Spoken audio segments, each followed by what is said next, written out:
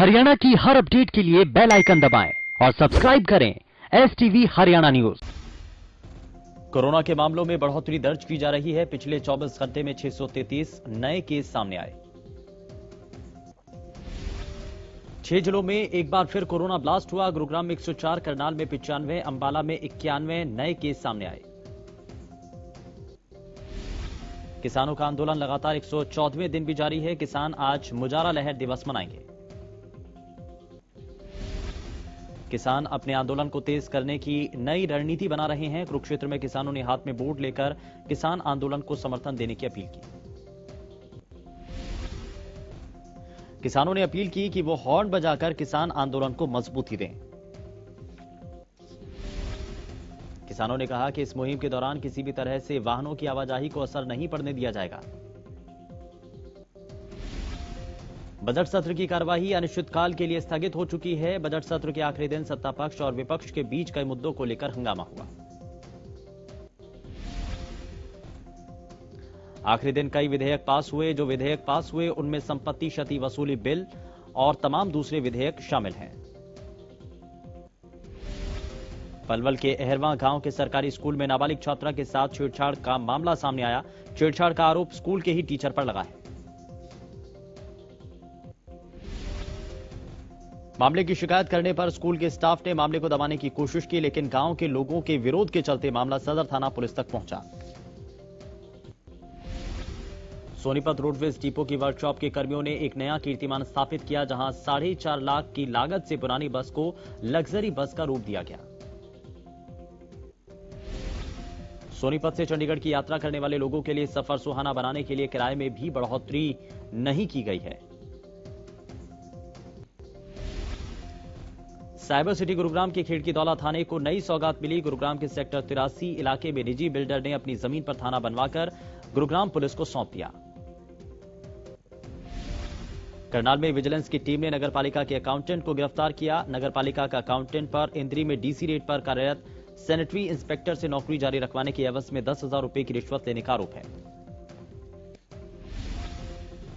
गोलाचिका में नाराज बिजली बोर्ड के कर्मचारियों ने एसडीओ के खिलाफ जमकर नारेबाजी की। एसडीओ पर भ्रष्टाचार के आरोप लगाए। किसान आंदोलन के बाद तो जैसे देश में आंदोलन और हड़तालों की बाढ़ आ गई है, अब LIC कर्मचारियों ने विनिवेश के खिलाफ देशव्यापी हड़ताल की।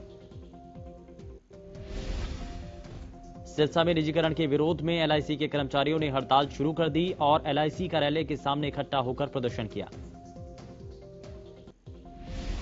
हरियाणा प्राइमरी टीचर एसोसिएशन ने शिक्षकों की ड्यूटी गैर शैक्षणिक कार्यों में लगाने का विरोध किया है।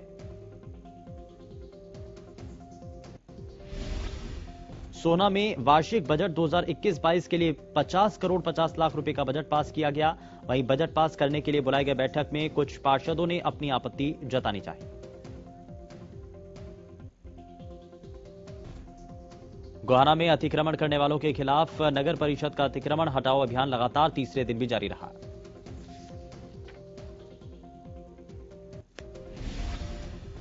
बराड़ा पुलिस ने एक जागरूकता अभियान चलाया। इस अभियान के बारे में जानकारी साझा करते हुए थाना प्रभारी ने बताया कि उन्होंने बराड़ा मेन बाजार में कार्यरत पुलिसकर्मियों के साथ मिलकर अभियान चलाया। गोहाना पुलिस ने शहर में बढ़ती वारदातों की लगाम कसने की तैयारी की। पुलिस अब हर नाके पर वाहन चेकिंग अभियान चला रही है।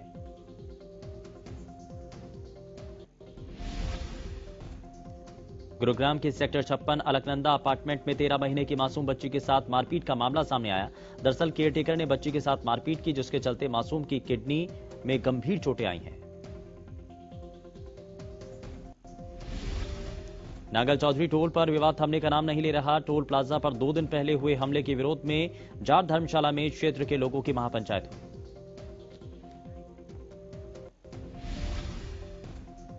सफीदों के गांव आफ्ताबगढ़ में 2 भाइयों के बीच कहासुनी हुई, जिसके बाद एक भाई ने दूसरे भाई पर तेजधार हथियार से हमला कर दिया।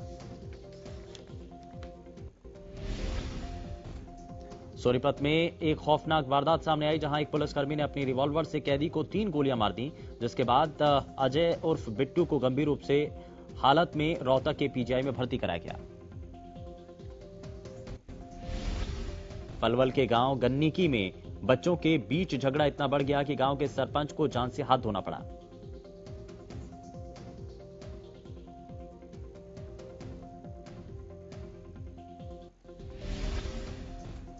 करनाल में हत्या की वारदात को अंजाम देने वाले 3 आरोपियों को पुलिस ने गिरफ्तार किया। शिवरात्रि के उत्सव में 5-6 युवकों ने दीपक नाम के युवक पर चाकू से हमला किया था।